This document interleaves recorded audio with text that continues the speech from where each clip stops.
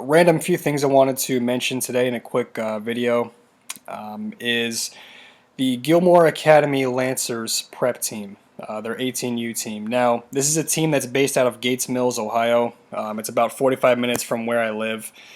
And I saw a couple other games this year, the first one being the most memorable for sure. It was a game against Culver Academy in, I believe, November or late October, and it was a fantastic hockey game. They played the night before. I wasn't there for that, but Culver beat them in a shootout on, I think it was a Saturday, and then the game I was at on Sunday, it was a 7-6 victory for Culver. It was a fantastic hockey game. Culver Academy was up, I think like maybe 5-1 at one point, and the game ended up being 7-6. It was a phenomenal hockey game, and I'm mentioning this.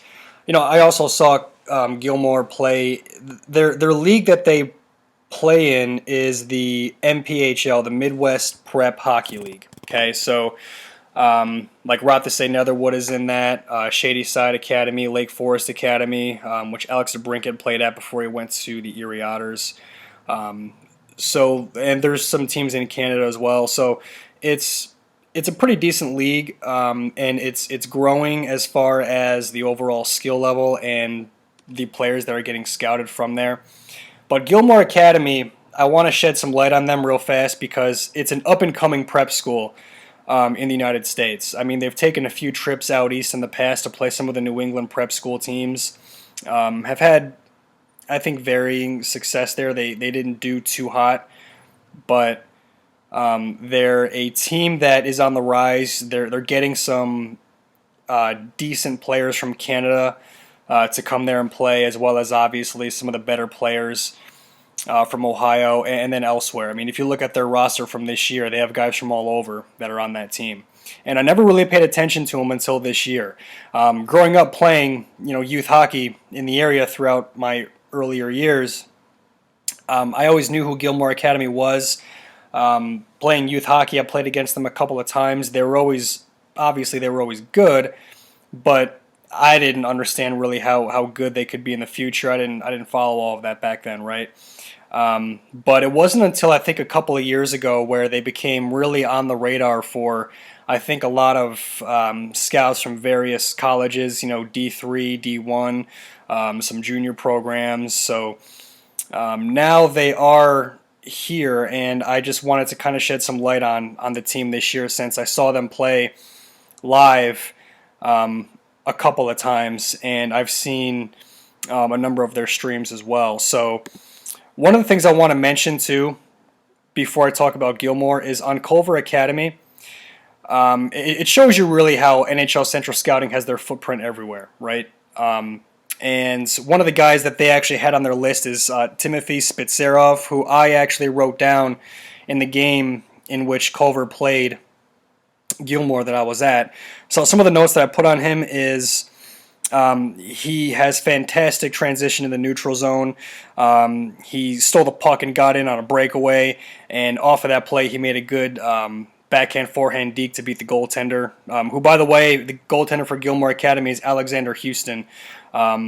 Poised kid, sees the puck through traffic, makes good blocker saves, also can stretch out and make himself big and lanky to make some cross ice saves. And last I saw, he's going to play for the Lincoln Stars in the USHL next year, so that's high praise for him. Kid out of Canton, Ohio. Timothy Spitserov, back on him, also scored again on a straight-up power move to the net. Was quick, used his body well to gain position and beat the defender and get in on net and score for his team. So he's a guy that was all over the ice. He was quick, like I said, fast in transition, and a guy that has the skill set to play at the next level. What I mean by the next level, I'm not saying he's ready to play in the NHL anytime super soon, but I think he can take his game to some high junior levels based on what I saw there. He was the best player on their team, maybe the best player on the ice, to be honest. And it was cool seeing NHL Central Scouting's final rankings and seeing him get put in there. So Timothy Spitserov, good player, Culver Academy, fast, quick, and he's a name to potentially watch for the future. Now, for Gilmore Academy prep, some guys I want to shed some light on. One of the best players that's on the ice every time when they play is Jesse Galassi. Now he's an 0-1. I don't believe he's draft eligible. Well, I mean, I guess he could be. I mean, he was passed up the first time, but I don't think he's going to get drafted.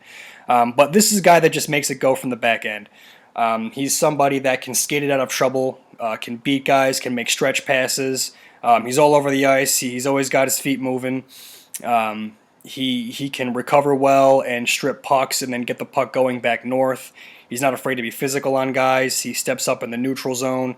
So there was a lot to like about his game, and all of the viewings that I've seen for Gilmore Academy, every single time there's a handful of things to write down that he does well. Okay. Another player that I want to shed some light on here is number 22, Dominic Shimizi. Now, he's an 0-1 as well. He's a guy that has speed throughout the neutral zone, and specifically in the first time that I saw him against Culver Academy, he's scored a few really big goals. He scored a goal that was kind of, how should I say it, Cole Caulfield-like, or it was from a tight angle and he went right top shelf with it. I was right in the corner to see it. It was a fantastic shot. And he also scored 2 goals late to help his team come back. Like I said, Culver had like a 5-1 lead in this game. I remember it like it was yesterday. And Gilmore just slowly chipped away, and he was one of the big reasons why they came back and made it a 7-6 game, which they still lost, but it was a fantastic game to take in, and Dominic Shimizi was a huge part of that.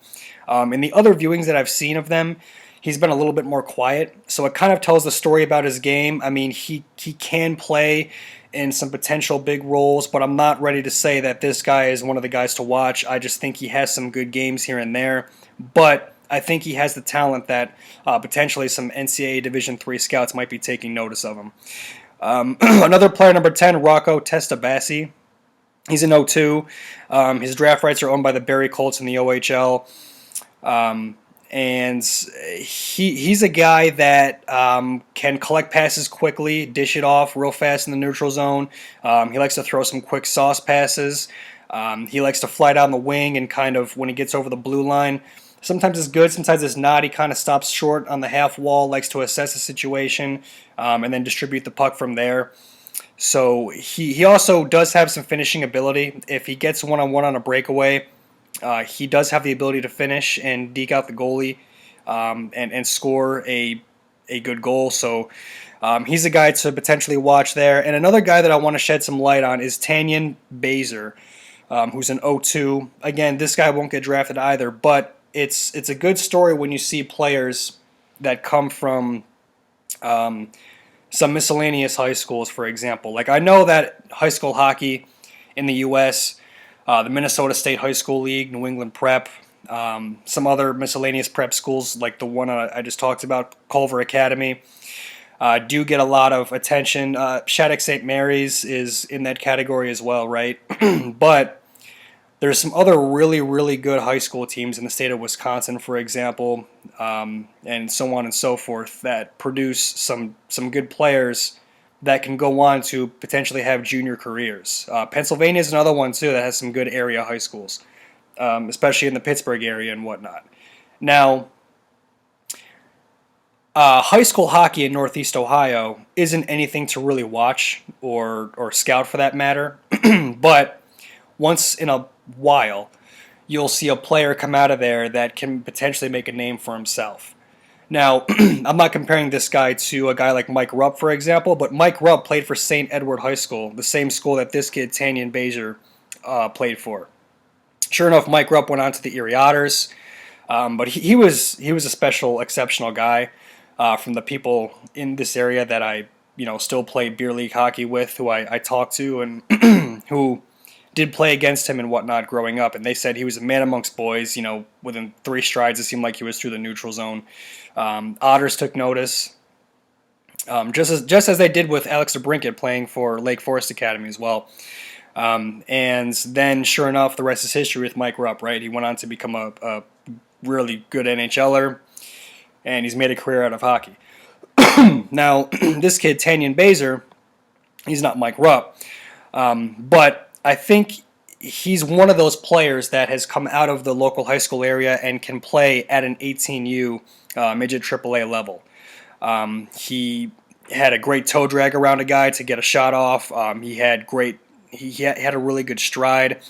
He split the D on a play where he came flying through the neutral zone, took a pass, and it seemed like he just went through the D real quickly. Also, in some of the other viewings I've had, he wasn't really as explosive, but he has a pretty decent size to him. He has a big body, uses it well, uses it to shield pucks and to win pucks. So he's somebody that I wrote down as a guy to see where he could potentially land here in the future. Like I said, I mean he's in 02, but he's not going to get drafted. But one of these things that I wanted to shed some light on, a team like Gilmore Academy, they play some pretty high-end 18U teams throughout the year, and they're an up-and-coming prep school out of Gates Mills, Ohio. Some guys that I wanted to shed some light on that I thought were good on this team throughout the season. So there you have it.